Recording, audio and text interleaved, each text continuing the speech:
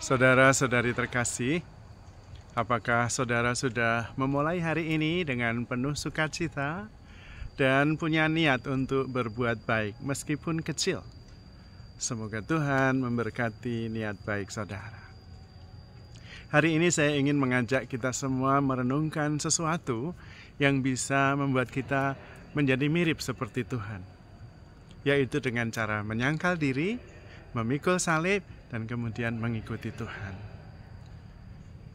Sebetulnya kita sebagai manusia secara pribadi begitu lemah dan karena itu sangat tergantung kepada orang lain. Kita sejak lahir sudah tidak bisa memilih lahir dari keluarga semacam apa. Kita juga tidak bisa merawat diri kita sendiri. Lahir papa mama kita yang memeluk, memberi makan, membesarkan kita. Juga pada waktu mulai sekolah, entah TK, SD, SMP, kuliah, itu guru-guru, dosen yang ngajari kita.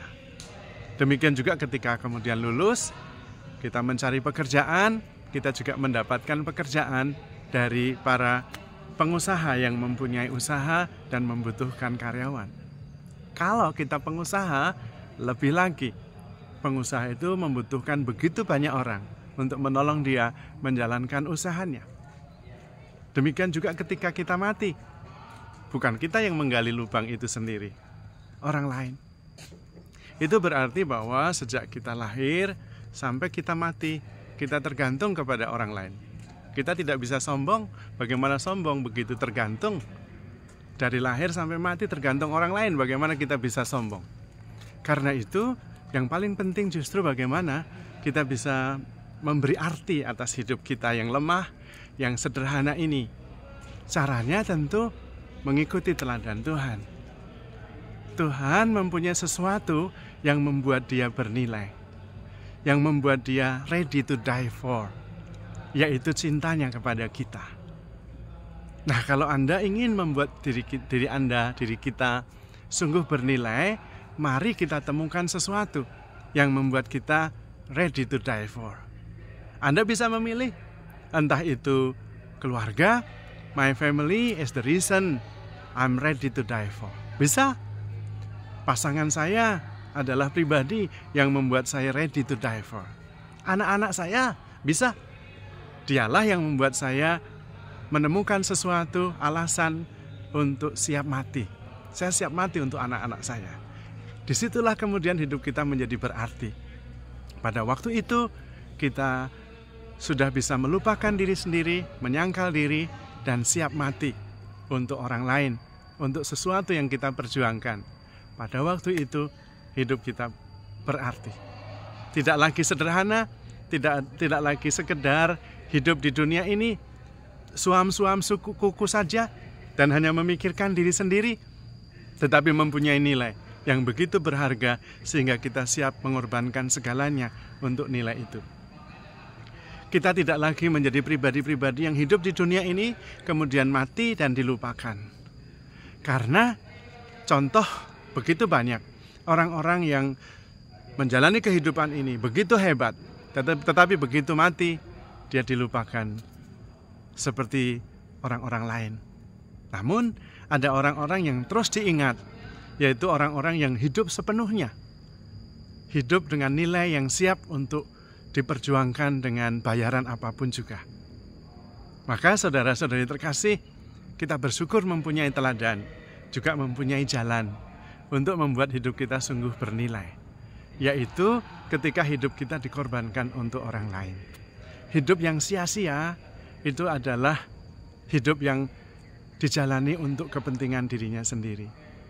Tragedi adalah orang-orang yang merasa tidak dicintai, padahal dicintai begitu besar, dan kemudian hanya memikirkan hidupnya sendiri. Dan dengan demikian, hidupnya sungguh-sungguh berakhir dengan kesia-siaan. Tetapi Anda dan saya adalah pribadi-pribadi yang sungguh ditawari oleh Tuhan untuk mempunyai nilai yang membuat kita terus bergerak, terus terbakar oleh semangat itu. Dan Anda bisa menemukannya, karena kita sudah mendapatkan contoh begitu banyak, yaitu orang-orang yang memang mempunyai sesuatu yang membuat dia siap untuk mengorbankan segalanya. ready to die for. Maka menurut saya, yang paling penting prosesnya adalah mengenal diri sendiri.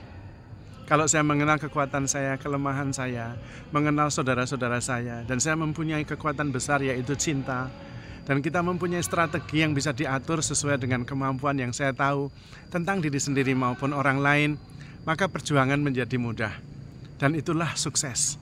Kita bisa berjuang, memilih sesuatu yang membuat hidup ini berarti. Dan pilihan itu ada pada kita, karena kita yang memilih. Perasaan itu juga ada pada kita, karena kita yang merasakannya. Dan kita bisa mengerti, karena roh kita yang membuat kita mengerti. Maka saudara-saudari terkasih, teruslah berjuang, menemukan sesuatu yang membuat kita ready to die for, yang membuat hidup kita bernilai. Tidak terus-menerus memikirkan diri sendiri, tetapi fokus pada perjuangan yang membuat kita siap untuk mengorbankan segalanya. Ketika kita seperti itu, kita bisa menemukan diri kita yang sejati, yang sebenarnya, yaitu kasih sendiri. Kita sejak awal diciptakan oleh Tuhan in the image of God, sesuai dengan gambar dan citra Allah yang adalah kasih. Dan inti kasih adalah pemberian diri. Sampai habis, segalanya diberikan, sampai mati. Dan dengan cara itu kita mengikuti Tuhan sendiri, yang begitu mencintai kita, tanpa batas, sampai memberikan segala-galanya, termasuk nyawanya sendiri. Dan pada waktu itulah hidup kita menjadi berarti. Anda lemah, Anda tergantung, tetapi mempunyai kekuatan besar yang bisa mengubah segala-galanya, yaitu kasih. Dan dengan kasih itu, kita bisa menemukan sesuatu yang membuat kita ready to die for, yang membuat kita hidup terus berkobar-kobar dan siap untuk memberikan diri sepenuhnya. Maka saudara-saudari terkasih, dengan kekuatan cinta Tuhan sendiri, mari kita berjuang. Menemukan sesuatu yang membuat kita siap untuk mengorbankan segalanya, yang membuat kita hidup sungguh bernilai dan berarti, tidak hanya mikir diri sendiri, tetapi memberikan diri sepenuhnya untuk sesuatu yang kita perjuangkan. Dan selalu sadar bahwa Tuhan berjuang bersama kita. Maka handle yourself with care because you are loved. Tuhan memberkati.